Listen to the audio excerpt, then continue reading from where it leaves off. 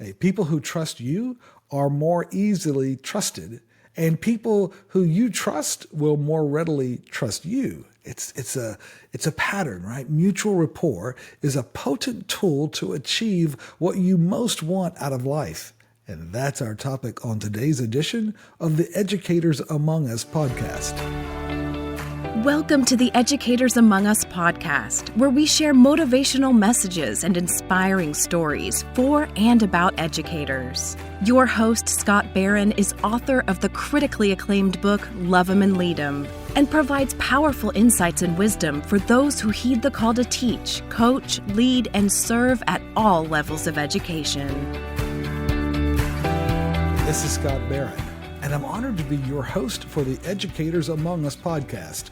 We love providing perspective, some special stories, and just some encouragement for those who serve in all levels of education. It's exciting, right? It's exciting work to be a part of inspiring other people and helping them overcome the obstacles and accomplish their dreams, even define their dreams, right? That's the joy of our work, is we get to help see beyond. Sometimes it can feel a little bit crazy when you can see things that other people can't, but that's the challenge of being an effective educator, is we get to help people begin to dream bigger dreams and to see possibilities and to see beyond. And so thank you for your commitment to that work, for the difference that you make in the lives of so many people. And we want to just take this moment, a time out here on the podcast to give you some thought, right? And today we're looking at, this, a real critical question. What do you want in life? What do you want, right? And what would it take to get there or to get that? Right? It's an important question, and not only for ourselves as we grow as educators, but of course as we try to provide some of those tools and pathways for the students that we work with and our colleagues, and as we try to create a culture in which people can thrive. Rapport is our key word for today. Rapport is it's the ultimate tool for producing results with other people. This is Tony Robbins' quote, right? Rapport is the ultimate tool for producing results with other people. No matter what you want in your life, no matter what, if you can develop rapport with the right people, you'll be able to fill their needs and they will be able to fill yours. Right? Rapport, it's what we like to refer to it as the potency of rapport. There's so many things that happen when we can build those types of relationships, especially within the environment of our schools, right? It's more enjoyable to work with people that we like and with whom we have rapport. We trust them, but it's more than just trust, which we're going to explore here in our episode today. Rapport is mutual trust and respect that provides it provides a potent advantage in a school. It starts with being mindful. Right? It starts with paying attention, giving them our attention, and responding to needs, understanding where they are and meeting them where they are. Relationships grow from presence, right? I would like to just say that's staying curious in the space in which our bodies occupy. Or like I've heard it said another way, it's being where your feet are, right? It's when we have a presence, we build rapport. We start building that foundation. Educational teams with rapport, they grow. They grow with more authenticity. They achieve higher levels of innovation. They experience greater joy in the work, and they are simply more resilient and productive. This idea of rapport has a powerful impact on us as educators and on the people that we serve. When colleagues are supportive, they go out of their way to be givers rather than takers. They're working to enhance our productivity. They make us look good. They share ideas. They provide timely help. That's the definition that Adam Grant provides around this idea of being colleagues that have a rapport. The best way to establish rapport with people and to win them over is being truly interested in them. Right? This is guidance that you, of course, remember from Dale Carnegie's book, How to Win Friends and Influence People. We have to be genuinely interested in them, actively listening with the intent of learning and understanding, realizing that we don't know their story. We can make assumptions, but it's far more authentic for us to know them, to listen to them, to build those relationships. Because we all tend to see the differences. We want to see how we're different or better or whatever, but it's in our many similarities.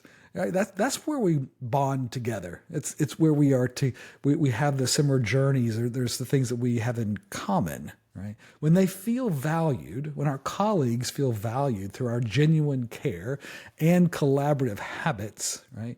They are more willing to be vulnerable. They're able to share timely insights and wisdom with us, and they're willing to resolve those problems that inevitably arise. You see, teamwork and collaboration enable results that truly cannot be achieved otherwise. Let me say that one more time. Teamwork and collaboration enable results that truly cannot be achieved any other way. Okay? Now, we've talked about rapport. I love Neil Strauss defines rapport as it equals trust plus comfort, right? Trust plus comfort. All of us desire collegial connections, right? But the math of relationships is seldom a balanced equation. Our science and math educators among us, they know what we're talking about here. The equation there very seldom is balanced. Why? Because relationships require sacrificial and sometimes unconditional giving and forgiving.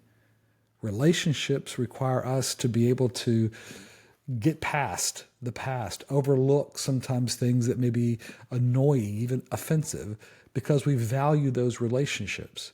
Courtesy goes a long way to achieving healthy rapport with colleagues. It does as an amazing impact on as they look for the best in them. As we look for the best in them, right? We build a stronger rapport with them, right? And that comes from just some good manners. Right? When we encourage their pursuits, when we help them to achieve their goals, now we're building a trust, a genuine interest. Another powerful way of building that rapport is protecting them from learning information or decisions from the grapevine. When they hear it from us rather than other people, it makes a big difference. It assures them that they can actually take comfort in knowing that we're in this together and we will find a way through.